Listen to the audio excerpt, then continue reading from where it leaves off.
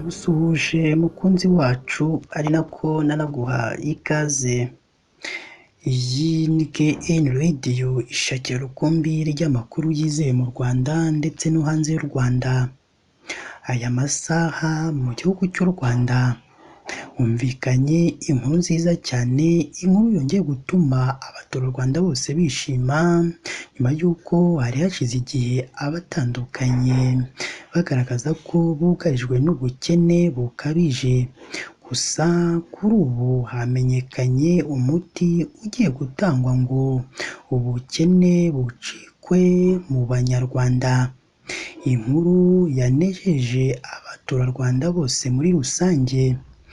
Ndetse n'iki kigiye gukorerwa abanyarwanda kigiye gutuma abanyarwanda batandukanye ubukire bwabo buzamuka ndetse bagasezera burundu ku bukene bukabije. Ibi ndetse n'icyo ubuyobozi butangaza kuri aya makuru meza, byose bikubiye muri aya makuru twaguteguriye uyu munsi. Icyakora niba ari ubwa mbere udusuye, jya munsi y'iyi nkuru urabona ijambo subscribe cyangwa sabone, utukandaho n'akazogera kaza nako ntugasige nako uhita ugakandaho. Icyo gihe uzaba ushimangiye yuko ugiye kujya uba uwa mbere mu kubona amakuru meza ya KN Radio tugenda tubagezaho umunsi ku wundi. Reka twitse gatoya ubundi tuze tubavira imuzi n'imuzingo iby'iyi nkuru y'umunezero yatangarijwe i Rwanda, ikanezeza abanyarwanda bose muri rusange.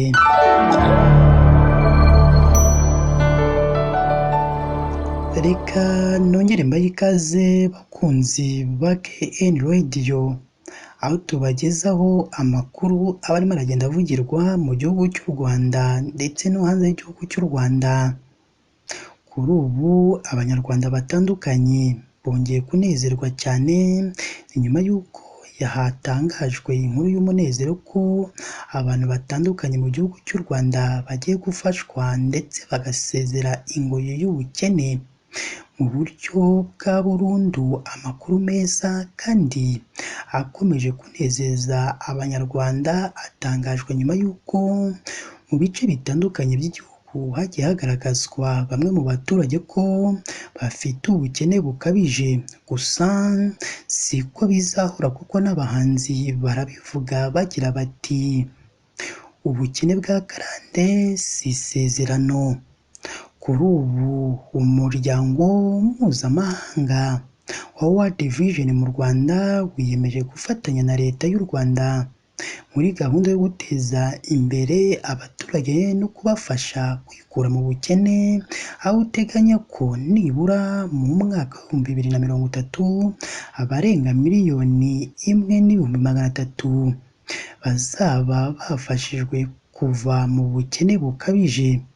Ibi byatangajwe ubwo hatangizwaga umushinga wiswe Trivon 2030 kwigira porojegite witezweho gufasha ingo 324,010 kwikura mu bukene bukabije.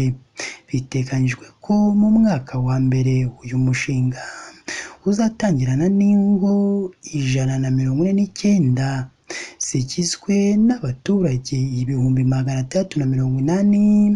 680,441, bikazakorwa mu gihe cy'imyaka 3 n'igice, naho ikindi cyiciro kizaba kigizwe n'abaturage 380,420, kikazatangira kwitabwaho muri 2027.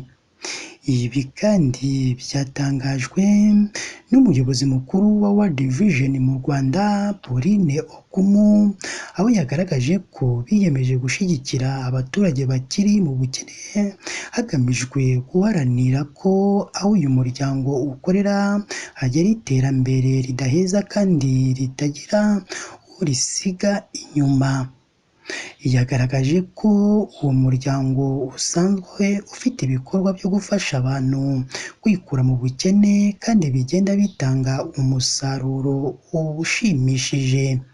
Mu magambo ye yagize ati uyu munsi ni intambwe ikomeye mu rugendo rwacu rwo guhindura ubuzima bw'abaturage duteye guha ubushobozi ingo n'imiryango kugira ngo bubake uburyo bwo kwishakamo ibisubizo ndetse no kugira imibereho irambye kandi myiza y'abana mu Rwanda. Yakomeje agaragaza ko mu gutangiza iki cyiciro gishya hashingiwe ku byo uwo muryango wagiye ugiramo uruhare kandi bisanzwe byatanze umusaruro mwiza kandi ushimishije. Yavuze ko porogaramu yo kuvana abaturage mu bukene bukabije ari ikimenyetso cy'imbaraga zituruka ku bufatanye hagati ya guverinoma n'izindi nzego hagamijwe imibereho myiza y'abaturage.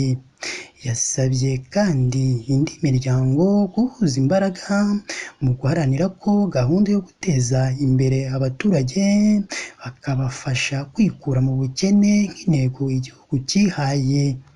Iyi nkuru nziza kandi yatangarijwe mu gihugu cy'u Rwanda yanashimiwe cyane na Minisitiri w'Ubutegetsi bw'Igihugu Musabyimana Jean Claude, aho yashimye ubufatanye bw'umuryango wa World Vision mu nzego zitandukanye by'umwihariko no muri gahunda yo gukura abaturage mu bukene. Mu magambo ye yagize ati dufatanya muri gahunda zo kurwanya ubukene kuko ni gahunda ihari ya guverinoma. Ubu turi kwinjira mu mwaka wa kabiri tubishyira mu bikorwa, aho twiyemeje ko abaturage mu Rwanda bagomba kuva mu bukene kandi dufatanyije n'abafatanyabikorwa bacu. Minisitiri Musabyimana yagaragaje ko ubufasha butangwa ku miryango itishoboye bushingiye cyane ku guhabwa ubumenyi bwo kwikura mu bukene, guhanga imirimo no gufatanya gushaka umuti w'ubukene mu buryo burambye. Yanashimiye ko gahunda yo gukura abaturage mu bukene iri gutanga umusaruro kuko mu gihe cy'umwaka umwe imiryango irenga 400,000 yamaze kwiyemeza kubuvamo. Yongeye kugaragaza ko abafatanyabikorwa ba mbere muri yo ari abaturage bari mu bukene bagomba kumva ko bazagira uruhare mu kwikuramo binyuze mu gukoresha neza ibyo umuntu yinjiza no kubyaza umusaruro amahirwe anyuranye ashyirwaho ngo abantu bave mu bukene. World Vision izaherekeza abaturage binyuze mu kubaka ubumenyi, kubahugura, kwishyira mu matsinda yo kwizigamira no kwishakamo ibisubizo ndetse kubaherekeza binyuze mu kubatera inkunga mu byo bakora, ubundi bakigobotora inzira y'ubukene. Icyahise gituma iyi nkuru inezeza abatuye Rwanda muri rusange. Iyi ni KN Radio, ishakira urukumbi ry'amakuru yizewe mu Rwanda ndetse no hanze y'igihugu cy'u Rwanda. Niba ari ubwa mbere udusuye, ndakwinginze mukunzi wacu, jya munsi y'iyi nkuru urabona ijambo subscribe cyangwa se abone, utukandaho n'akazogera kaza nako ntugasige nako tugakandaho. Icyo gihe uzaba ushimangiye yuko ugiye kujya uba uwa mbere mu kubona amakuru meza ya KN Radio tugenda tubagezaho umunsi ku wundi. Mu gihe umaze kumva iyi nkuru yacu, duha igitekerezo kugira ngo urebe kitugire inama cyangwa ikitubwira ibyo tugomba guhinduramo mu makuru tugenda tubagezaho hano kuri KN Radio. Mukomeze mugire ibihe byiza kandi Imana yo mu ijuru ijye ikomeza ibane namwe umunsi ku wundi.